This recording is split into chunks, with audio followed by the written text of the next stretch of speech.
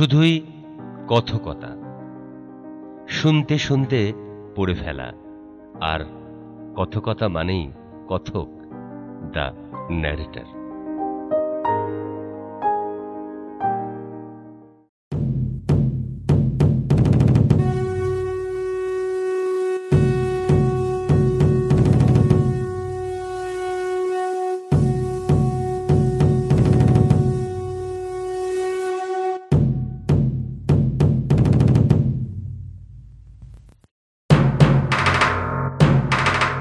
Sleeman এই পৃষ্ঠপোষকতাকে নির্মূল করার সংকল্প নিলেন, কিন্তু সেও দুরূহ কাজ। কেননা স্থানীয় রাজন্যবর্গ কিছুতেই এ ব্যাপারে মন খুলে কোম্পানির সঙ্গে সহযোগিতা করবেন না। এজন্য নয় যে ঠগি দমনে তাঁদের আন্তরিক কোনো অনিচ্ছা আছে, তাঁদের বলিষ্ঠ হাত পাগুলো বেঁধে রেখেছে যে বস্তু, সে ভয়। ঠগিদের ভয় নয়, ধর্ম ভয়। ঠগিরা সাধারণ খুনি নয়, তারা ভবানীর সন্তান। মায়ের আদেশেই তারা এই পথে নেমেছে। সুতরাং ধর্মভীরু শাসকরা তাদের ওপর হাত তুলতে ভরসা পান না। দিনে দিনে তাঁদের মনে এই ধারণা তখন বদ্ধমূল হয়ে গেছে, এদের ওপর শাসন ফলাতে গেলে বিনাশ অনিবার্য। ঠগিরা নিজেরাও তাই বলতো। স্লিম্যান বললেন, দেখে শুনে আমার মনে হচ্ছে যত ভীরুর রাজত্ব সব এদিকে নর্মদার নিচে। অন্য এলাকায়ও কি স্থানীয় রাজা তালুকদারেরা এমনই? দুর্গা উত্তর দিল, ও সব জায়গায় হুজুর। জেনে শুনে কে ঠগির গায়ে হাত তুলতে চায় বলুন? একবার মাধবজি সিন্ধিয়ার কি মতলব হলো, 70 জন ঠগকে তিনি কয়েদ করলেন। রাত্রে দেবী তাকে স্বপ্নে দেখা দিয়ে বললেন, দেখো বাছা, কাজটা তুমি ভালো করনি, যদি নিজের মঙ্গল চাও তবে কালই ওদের ছেড়ে দিও। মাধবজি সে কথা কানে তুললেন না। এত বড় রাজা, তার উপর জোয়ান বয়স। পরদিন ঘুম থেকে উঠেই তার প্রথম কাজ হলো ঠগিদের কোতল করা। তিনি পুরো দলটাকেই তোপের মুখে উড়িয়ে দিলেন। তারপর নিশ্চিন্ত মনে রাত্রে আবার বিছানায় গিয়ে শুলেন। সে রাত্রিরেও স্বপ্নে দেবী আবার আবির্ভূত হলেন তার সামনে। কিন্তু তিনি আর সেই আগের রাতের ভবানী নন, তার ভিন্ন রূপ। সেই ভয়ঙ্কর চেহারা দেখে মাধবজি শিউরে উঠলেন। ঘুমের মধ্যেই তিনি ভয়ে চিৎকার করে উঠলেন। রানী পাশেই ছিলেন, ঘুমন্ত মাধবজিকে জাগিয়ে দিলেন, কিন্তু মাধবজি তখন আর তার মধ্যে নেই। দুর্গা বলে চলল, রানী যতই তার ভয় ভাঙাতে চেষ্টা করেন, মাধবজি ততই ভয় কাঁপেন। খবর পেয়ে দাস দাসী সিপাহী শান্ত্রী যে যেখানে ছিল সবাই ছুটে এলো। সকলের এক জিজ্ঞাসা, কি হয়েছে হুজুর, আমাদের বলুন, আমরা এতগুলো লোক হাজির আছি, আপনার ভয় কি? কিন্তু মাধবজির মুখে কোনো কথার জবাব নেই। শেষে একে একে সবাই যখন চলে গেল, মাধবজি তখন রানীকে ডেকে বললেন, রানী, আমার সময় ঘনিয়ে এসেছে, আমি মহা পাপ করে ফেলেছি। কাঁদতে কাঁদতে রানী বললেন, কি পাপ মহারাজ? মাধবজি উত্তর দিলেন, আমি দেবীকে অমান্য করেছি। স্লিম্যান বললেন, তারপর? দুর্গা বলল, তারপর আর কি হুজুর, যা হওয়ার তাই হলো। ভোর থেকে মাধবজির রক্তবমি শুরু হলো। কত হেকিম এলো, বদ্যি এলো, কিন্তু কেউ তাকে ধরে রাখতে পারল না। 3 মাসের মধ্যে মাধবজি চলে গেলেন। আরেকজন ঠগি দুর্গাকে মনে করিয়ে দিল, হুজুরের কাছে নানার খবরটা বলো না, সেবার বুধোকে মেরে সেও কি কম সাজা পেয়েছিল? হাতে কলম চলছিল বটে, কিন্তু কানটা ছিল এদিকে। কলম থামিয়ে স্লিম্যান বলে উঠলেন, কন্যা না, কি হয়েছিল তার? সে খবরটাও ভালো করে শোনা দরকার। দুর্গা আবার নতুন করে শুরু করল, নানা ছিলেন চলনের রাজা। একবার হলো কি, ওই বুধো আর তার ভাই খুমলিকে পাকড়াও করে সিপাহীরা তার কাছে নিয়ে গিয়ে হাজির করলো। রাজা বললেন, কে ওরা? শান্তিদের যে জমাদার ছিল সে বলল, মহারাজ ওরা ঠগি, মানুষকে খুন করে ওরা টাকা পয়সা সব লুটে নিয়ে পালিয়ে যাচ্ছিল। রাজা বললেন, বটে। বুধো তখনকার দিনের বহুত খানদানি ঠগ, সে অপরাধ কবুল করলো। হুজুর, দেবীর নির্দেশে আমরা পথে নেমেছি। তিনি যেমন বাঘ সৃষ্টি করেছেন তেমনি ঠগও সৃষ্টি করেছেন। তার কি করা উচিত না উচিত তা তিনিই ঠিক করে দিয়েছেন, আমরা তো নিমিত্ত মাত্র। বাঘের সঙ্গে ঠগের এই তুলনাটা এর আগেও স্লিম্যান 2-4 বার অন্যদের মুখে শুনেছেন। তিনি ব্যাপারটা একটু বিশদভাবে বুঝতে চাইলেন, কেননা বনের বাঘের সঙ্গে লোকালয়ের মানুষের এই উপমাটার মধ্যে এদের জীবনাদর্শের নতুন কোনো ভিত্তি খুঁজে পাওয়াও হয়তো অসম্ভব নয়। ঠগির দলে সবাই শাস্ত্রজ্ঞ, নিজেদের ধর্ম সম্পর্কে যা জানা দরকার সকলেরই তা মুখস্থ। সুতরাং জলৌনরাজ তখনকার মতো বিদায় নিলেন। দুর্গা একপাশে সরে দাঁড়ালো। সবাই একসঙ্গে হুমড়ি খেয়ে পড়ল সাহেবকে ব্যাঘ্র তত্ত্ব বোঝাতে। স্লিম্যান লিখছেন, ওরা নিজেদের বাঘের সঙ্গে তুলনা করে, কারণ বাঘ যেমন ঈশ্বরের সৃষ্টি তেমনি ওরাও। বাঘ যখন মানুষ খায় তখন অন্য মানুষ খেদ করে বটে, কিন্তু তর্ক তোলে না, কারণ সকলেরই জানা আছে বাঘের তাই ধর্ম, মানুষ তার খাদ্য। ঠগিরাও তাই বলে, নরহত্যাই তাদের ধর্ম। ভবানী সে কাজেই রুমাল হাতে ওদের মর্তে পাঠিয়েছেন, দেবী ওদের সামনে শিকার তুলে দিচ্ছেন, সুতরাং ওদের দোষ কোথায়? স্লিম্যান আরো লিখছেন, ঠগিরা কখনো বাঘ মারে না। ওরা মনে প্রাণে বিশ্বাস করে কোনো ঠগি যদি নিজ ধর্মে অবিচল থাকে তবে তাকেও কোনো বাঘ স্পর্শ করবে না। বাঘ যদি কোনো ঠগিকে খায় তবে ওরা ধরে নেয় যে নিশ্চয়ই সে দলের সঙ্গে বিশ্বাসঘাতকতা করেছিল, নিশ্চয়ই সে লোভের বশে কোনো পামাল নিজের জন্য সরিয়ে রেখেছিল। তেমনি যদি কোনো ঠগি স্বেচ্ছায় কোনো বাঘকে হত্যা করে তবে ওরা জানে অচিরেই সে বিদায় নিচ্ছে। যা হোক, দুর্গা আবার তার কাহিনী শুরু করলো। তো হলো কি, জলৌনরাজ বুধর সে কথা কানে তুললেন না। তাঁর রাজত্বে খুনের কথা শুনে তিনি রেগে আগুন হয়ে গেলেন। হুকুম দিলেন, ওদের হাতির পায়ের তলায় পিষে মারো, আজই, এখনই। তাই করা হলো। বুধ আর তার ভাই খুমলিকে সেদিনই নানার সামনে হাতির পায়ের তলায় পিষে মারা হলো। ব্যাস, আর যায় কথা। পরের দিনই রাজা বাহাদুরের পা ফুটে বের হলো দেবীর কোপ। তাকে মহারোগে ধরলো। দেখতে দেখতে তার সোনারঙ্গ কুষ্ঠে ছেয়ে গেল। স্লিম্যান জানতে চাইলেন, বুধকে মারার ফলেই যে তাকে এ ব্যাধি ধরেছে, রাজা কি তা বিশ্বাস করতেন? না করে উপায়? সঙ্গে সঙ্গে জবাব দিল দুর্গা, তা না হলে কি আর পাপ খণ্ডনের জন্য তিনি এত চেষ্টা করতেন? কি করলে দেবী শান্তি হবে তা ভেবে ভেবে রাজা তখন হয়রান। কিছু কি করেছিলেন তিনি? আগে হ্যাঁ, সে আপনি না দেখলে বিশ্বাস করবেন না হুজুর। জলৌনে বুধ একটা কুয়ো আরম্ভ করেছিল। বেচারা সেটি আর শেষ করে যেতে পারেনি। রাজা বললেন, ভবানীর বেটার এই কাজের দায় আমার। তার হুকুমে কুয়ো ইঁদারা হলো, বিরাট ইঁদারা, চমৎকার জল তার। শুধু তাই নয় হুজুর, বুধ আর খুমলির নামে জলৌনি এক বিরাট ছাবুত্রা প্রতিষ্ঠা করলেন তিনি, অস্ত মন্দির। রাজা সেখানে শত শত ব্রাহ্মণকে ডেকে এনে ভুরি ভোজন করালেন। কিন্তু কিছুতেই কিছু হলো না। কমাসের মধ্যেই পাপের দাম চুকিয়ে দিতে হলো তাকে। তিনি চলে গেলেন। ইচ্ছে করলে তার সেই কুয়ার মন্দির আপনিও দেখতে পারেন হুজুর, এখনো তা তেমনি আছে। বছর বছর শত শত লোকের পায়ের ধুলো পড়ে সেখানে। সবাই এ কাহিনী জানে।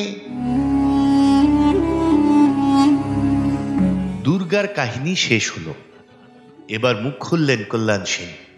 কার কাছে কি বলছো তুমি জমাদার? হুজুরের কি এসব জানা? সেবার হোশঙ্গাবাদে আমাদের দল যখন ধরা পড়লো, তখনও কি হুজুর ওই সেখানকার রাজা জমিদাররা আমাদের ছাড়িয়ে নেবার চেষ্টা করেননি? ওরা জব্বলপুর পর্যন্ত লোক পাঠিয়েছিলেন, তাই না হুজুর? অথচ বললে লোকে বিশ্বাস যাবেন না, আমরা কোনোদিন ওদের চোখেও দেখি। তবুও ওরা তোমাদের জন্য এমন মায়া কান্না কেঁদেছিলেন কেন বলতে পারো? স্লিম্যান অজ্ঞের ভান করলেন। কল্যাণ সিং উত্তর দিল, আমরা ওদের বলে পাঠিয়েছিলাম হুজুর যে ওরা যদি আমাদের ব্যবসায় বাধা না দেন তবে অন্য पर যা খাজনা দেয় আমরা তার 50 গুণ বেশি খাজনা দিব। তাছাড়া প্রতি বছর যথাসাধ্য নজরানাও দিব। ছোটি বলল, সেই জন্যই তো 8-10টা ঠগের জন্য খাইরোর তালুকদার এমন করে তার নিজের প্রভু ঝাঁসিরাজের বিরুদ্ধে দাঁড়িয়েছিলেন। ঠগিরা একা খায় না হুজুর। কাসিম খাঁ বলল, বাহমানপুরের জমিদার কি করেছিলেন তা আপনি নিশ্চয়ই শুনেছেন হুজুর। আপনাদের হুকুম মেনে গোয়ালিয়রের মহারাজা বাহমানপুরে খবর পাঠালেন, ঠগীদের আমার হাতে তুলে দাও। বাহমানপুরের জমিদার মহারাজার প্রজা, তিনি আশা করেছিলেন তার নিজের সামন্ত তাকে অমান্য করবে না, কিন্তু জমিদার বেঁকে বসলো। সে জবাব পাঠালো, তা হই না মহারাজ, ওরা আমার আশ্রিত। বাধ্য হয়ে মহারাজকে ফৌজ পাঠাতে হলো। আমরা বললাম, ওই কোটা ঠগির জন্য প্রাণহানির কি দরকার? তালুকদার তুমি আমাদের ছেড়ে দাও, নসিবে যা আছে তা খুন্ডাবে কে? তো তালুকদার কিছুতেই তাতে রাজি নয়। ফলে দুই দলে লড়াই হলো। ভোর থেকে বেলা 9 ঘড়ি तक তুমুল লড়াই চললো। দুপক্ষে বিস্তর লোক মারা গেল। কমজোরি তালুকদার গোয়ালিয়র রাজকে ঠেকাতে পারলো না। তার হাতে মোটে 16টা বন্দুক ছিল। তাহলেও শেষ পর্যন্ত লড়াই করলো। আমাদের জমাদার গুলাব খানের সঙ্গে তার খুব খাতির ছিল। কোন গুলাব খান চিনতে পারলেন হুজুর? সেই যে যার বাপকে গেল বছর সগরে হাতি ফাঁসি দিলেন। এখন সে থমাস সাহেবের সঙ্গে আছে। আমার মতোই সে বেচারা ওর সাকি হয়েছে। ধমকে উঠলেন স্লিম্যান। এসব খবর রাখো, যা বলছিলে তাই বলো। শেষে তালুকদারের কি হলো? কি আর হবে হুজুর? কাসিম খাঁ কৃতজ্ঞতার সঙ্গে আবার তার কাহিনী শুরু করলো। বেলা না ঘড়ি तक লড়াই শেষে हैरान হয়ে তালুকদার খান হলেন। লড়েছিল বুটে মানুষটা। লর্ড সাহেব তখন সাহেবের সঙ্গে মাত্র 1 ক্রোশ দূরে তাঁবু ফেলে আছেন। তিনিও গোলাগুলির আওয়াজ পেয়ে থাকবেন। স্লিম্যান বললেন, ব্যাস হয়েছে, এবার থামো। লর্ড সাহেবের কথা শুনে আবার বেন্টিংকে মনে পড়ে গেছে। এই অন্ধকার থেকে বের হওয়ার মতো আলোর সন্ধান একমাত্র তিনিই দিতে পারেন। রাজসাক্ষীদের বিদায় দিয়ে স্লিম্যান তক্ষুনি আবার একটি নতুন রিপোর্ট লিখতে বসলেন। এবারকার রিপোর্টের বিষয়বস্তু ঠগী এবং স্থানীয় মানুষ। তার সহকর্মীদের অভিজ্ঞতা এবং রাজসাক্ষীদের জবানবন্দিগুলো উদ্ধৃত করে স্লিম্যান প্রমাণ করলেন, সমগ্রভাবে ভারতের সঙ্গে ঠগীদের কোনো প্রাণের যোগ না থাকলেও কিছু কিছু রাজা, জমিদার এবং নিচুতলার মানুষ ওদের নিয়মিতভাবে পৃষ্ঠপোষকতা করে। তারা অবশ্যই ধর্মের দোহাই দেয়, কিন্তু তার নিজের ধারণা সেসব কথা সত্য নয়। ধর্মের চেয়ে ঘর ফেরত ঠগীদের পিঠের বোঝাগুলোর দিকেই তাদের নজর বেশি। এই লোভকেও দমন করা আবশ্যক। 1836 সনে বেন্টিং তার উপায়ও হাতে তুলে দিলেন। সে বছর আইন করা হলো, অপরাধী শুধু ঠগীরাই নয়, তাদের যারা সাহায্য করে তারাও। সুতরাং অতঃপর যদি তাদের সঙ্গে কারো সম্পর্ক আবিষ্কৃত হয়, তবে যত বড় মান্য লোকই হন না কেন তিনি, তাকেও সাজা পেতে হবে। কোম্পানির আইন অনুযায়ী সে দণ্ডের পরিমাণ ধার্য হল যাবজ্জীবন কারাবাস। শেষ পর্যন্ত একে একে সব বাধা অপসারিত হয়েছিল বটে, কিন্তু কোনো বাধাই স্লিম্যানের নিজের কর্মসূচিকে একদিনের জন্যে থামিয়ে রাখতে পারেনি। আইনের আগে আগে যথারীতি ঘোড়া ছুটিয়ে এগিয়ে চলেছেন ফিরিঙ্গি ঠগি। 31 সনে বেন্টিঙ্ক যখন আর সব দায় দায়িত্ব থেকে মুক্তি দিয়ে সগরের সাদা বাংলোয় বসিয়েছেন ওকে, স্লিম্যান তখন পুরোপুরি প্রতিষ্ঠিত দেবতা। আর আপন অনুচরদের কাছে তিনি যেমন এক আশ্চর্য ব্যক্তিত্ব আর এক রহস্যময় ঠগী, ঠগীদের মধ্যেও তিনি তেমনি এক রহস্যময় অবতার, অবিশ্বাস্য পুরুষ। প্রথমে ওরা খবর শুনে খিলখিল করে হেসে উঠেছিল। শত শত বছরের নিশ্চিন্ত জীবনের অভিজ্ঞতায় পাওয়া অবহেলার হাসি, কিন্তু সে মাত্র কয়েকদিনের জন্যে। তারপর হঠাৎ পথের বাঁকে আবির্ভূত হতে লাগলো তীর্থযাত্রীর বদলে ঘোড়সওয়ারের দল। চারিদিকে চোখ ওদের, তবু ওরা ভেবে পায় না জমের মতো এই মানুষগুলো কোথা থেকে সামনে এসে দাঁড়ালো। শুধু কি তাই, ঘোড়া থেকে লাফিয়ে মাটিতে নেমেই চেঁচিয়ে ওঠেন সাহেব, কেউ পালাবার চেষ্টা করবে না, আমরা স্লিম্যানের লোক, সাহেবের হুকুমে তোমাদের ধরে নিতে এসেছি, চলো আমাদের সঙ্গে। জমাদার আপত্তি তোলার চেষ্টা করে, কিন্তু বৃথাই। সঙ্গে সঙ্গে পিছের থলি থেকে একটা কাগজ টেনে নেবেন সাহেব, তারপর বলবেন, মিথ্যে বলে লাভ নেই, তোমার নাম অমুক, তোমার বাবার নাম অমুক, তোমার ঠাকুরদার নাম অমুক, তোমার 3 ছেলে 2 মেয়ে, তাদের বিয়ে হয়েছে অমুক গায়ে, স্বামীর নাম অমুক। আরো শুনতে চাও? সাহেব এবার থলি থেকে মানচিত্রটা বের করবেন। তোমরা এই গ্রাম থেকে অমুক দিন বের হয়েছিলে, তারপর এই এই পথ ঘুরে আজ এখন এখানে এসে পৌঁছেছ। পথে অমুক অমুক জায়গায় তোমরা খুন করেছ, কবর দিয়েছ এই এই বিলে, নয় কি? নির্বোধ শিশুর মতো ওরা মুখ চাওয়াচাই করে, তারপর নিঃশব্দে সাহেবের পিছু পিছু সগরের পথ ধরে। সারা দিন হেঁটে এসে পথের ধারে একটা গাঁয়ে আস্তানা পেতেছে পুরো একটি দল। সে গাঁ সদর রাস্তা থেকে প্রায় মাইল খানেক দূরে। মোড়লের সঙ্গে আগে থেকেই যোগাযোগ ছিল, সেই সুবাদেই সেখানে ঠিকানা করা, নিশ্চিন্ত আশ্রয়। সারা দিনের শ্রমের পর মোড়লের ঘরে অঘরে ঘুমোচ্ছে বন্ধু জমাদার এবং তার অনুচরবর্গ। হঠাৎ মাঝরাত্রিরে এসে হানা দিয়ে বসে অজ্ঞাত আগন্তুক দল। ওরা পালাতে গিয়ে দেখতে পায় সব পথ বন্ধ। সেখানে গাঁ ঘিরে মশাল হাতে বন্দুক ঘাড়ে দাঁড়িয়ে আছে দুশমন। সকলের মুখে এক কথা, আমরা স্লিম্যানের লোক। ওরা ভেবে পায় না কে এই স্লিম্যান, তিনি কি মানুষ না ঈশ্বর? যেখানেই ওরা সেখানেই স্লিম্যান। সেবার ওরা রাজপুতানার মরুভূমি পার হচ্ছিল, কোথাও কেউ নেই। হঠাৎ বালি ফুঁড়ে যেন বেরিয়ে এলো উর্দি পরা একদল লোক। জমাদার প্রথমে ভেবেছিল হয়তো আরেকটি ঠগীর দল। এগিয়ে গিয়ে বলেছিল, রাম রাম। ওরা জবাব দিয়েছিল, হাত ওঠাও, আমরা ঠগী নই, স্লিম্যানের লোক।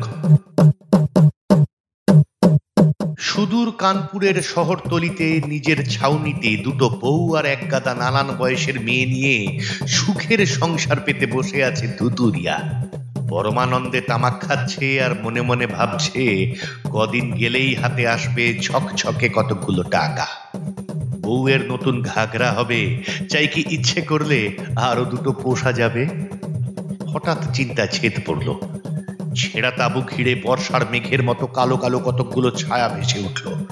কোথায় লখনৌ, কোথায় চকের বাজার? মুহূর্তে তামাম জগৎ সংসার অন্ধকার। দুশ্মন হুঙ্কার দিয়ে উঠল, আমরা স্লিম্যানের লোক। কানপুর থেকে শত শত মাইল দূরে গঙ্গার ঘাটে পানসি নিয়ে শিকারে বের হয়েছে ভাগিনা। নৌকোয় পাটাতন বোঝাই যাত্রীর দল। আর কমাইল যেতে পারলেই রাজমহল। তার 2 ক্রোশ আগে ঝিড় দিয়ে দেওয়ার মতলব। আনন্দিত ভাগিনারা জলের কলকল্লোলের সঙ্গে গলা মিলিয়ে গান ধরেছে, উজানে যেতে যেতে ভাটিয়ালি গান। হঠাৎ পেছন থেকে পাশে এসে ধাক্কা খেলো আরেকটি ছোট নৌকো। ওরা কিছু বলার আগেই বন্দুক হাতে পানসিতে ঝাঁপিয়ে পড়লো একদল মানুষ। চেঁচিয়ে উঠলো, আমরা স্লিম্যানের লোক। স্থলে জলে বনপথে মরুভূমিতে সর্বত্র সেদিন সগরের সেই দুশ্মন স্লিম্যান। যেখানেই ঠগী সেখানেই তিনি। ওরা রণভঙ্গ দিয়েছিল। স্লিম্যান সগরে কায়েম হবার আগেই ওরা পিঠ দেখিয়েছিল। দেখে দেখে ওরা জেনে গিয়েছিল এ সাহেব নিশ্চয়ই কোনো প্রেরিত পুরুষ, ওর সঙ্গে পাঞ্জা কষতে যাওয়া হঠকারিতা। সদ্য ধরে আনা দলটিকে সামনে দাঁড় করিয়ে দিলেন স্লিম্যান। হাসলেন। কই, আমাকে তো ঠেকাতে পারছো না তোমরা? একজন বলল, হুজুর সে কোম্পানির ইকবাল, কোম্পানির জয় ঢাকের সামনে পড়ে দৈত্যী দানব ভূত প্রেত পর্যন্ত আজ পালিয়ে যাচ্ছে। আমরা ঠগীদের সাধ্য কি তার সামনে দাঁড়াই? আবার হাসলেন স্লিম্যান। কেন, তোমাদের দেবী, তিনি এখন কোথায়? দেবী দিন নামে এক ঠগী হাজির ছিল সেখানে। সে বলল, দেবীকে দোষ দেওয়া বৃথা হুজুর, দেশে আসল ঠগ থাকলে তো। আমার তো মনে হয় হুজুর, ওদিকে গঙ্গা এদিকে যমুনা, মাঝে 50 জন আসল ঠগ খুঁজে পাওয়া যাবে কিনা সন্দেহ। ছোটি এবং ব্রাহ্মণেরও তাই মত। ওরা বলল, গোয়ালিয়র এবং বুন্দেলখণ্ডেও তার বেশি সাচ্চা ঠগ নেই। তবে হ্যাঁ, রাজস্থানের সুসিয়ারা এখনো আছে বটে, দিল্লিতেও কিছু কিছু থাকা সম্ভব। নাসির খাঁ বলল, দক্ষিণেও শেষ পর্যন্ত কিছু না কিছু থেকেই যাবে। কেন? কৌতূহলী স্লিম্যান প্রশ্ন তুললেন। হুজুর, সেখানে অনেক ঠগ, ওই বাঁচতে গেলে গাঁ উজাড় হয়ে যাবে। তোমার কি মনে হয় সে আমি পারবো না? বোধ হয় না হুজুর। কেন? তোমরা নিশ্চয়ই শুনেছ সগরে বিস্তর লোককে আমি ফাঁসি কাটে ঝুলিয়েছি। দেবীর অনুমতি না থাকলে আমি কি তা কখনো পারতাম? কখনো না। তাহলে এই কথা তোমরা মেনে নিচ্ছ যে দেবী সঙ্গে আছেন বলেই আমি এভাবে তোমাদের ধরতে পারছি, ফাঁসি কাঠে দিতে পারছি? আলবাত হুজুর, দেবীর মর্জি না থাকলে আপনার সাধ্য ছিল না আমাদের এভাবে কবজি করবেন। তাহলে তোমরা স্বীকার করে যাচ্ছ যে এ পর্যন্ত আমি যা করেছি সব দেবীর হুকুম মতো? আগে হ্যাঁ হুজুর। তাহলে এ কথাও নিশ্চয়ই তোমরা মানবে যে দেবী যদি সাহায্য করেন তবে দক্ষিণেও আমি সাফা করতে পারবো? ওরা সকলে যেন হঠাৎ একসঙ্গে বোবা হয়ে গেল। কারো মুখে কোনো কথা নেই। এই ন্যায় অনিবার্যভাবেই যে শেষ সিদ্ধান্তটিতে পৌঁছয় সেটি যেন তাদের জানা নেই। সবাই অপলক চোখে তাকিয়ে আছে সামনে দণ্ডায়মান মানুষটির দিকে। সাদা ধপধপে রং, এক মাথা লাল চুল, চওড়া কপালের পরেই বড় বড় দুটি চোখ। অসহায় মানুষগুলোর মুখের দিকে তাকিয়ে আছেন তিনি। হালকা ঠোঁটের কোণে বিন্দুর মতো লেগে আছে এক টুকরো হাসি, বিজয়ীর হাসি। গোটা মুখে সেটুকু ছড়িয়ে দিয়ে স্লিম্যান বললেন, আচ্ছা তোমরা এবার যেতে পারো।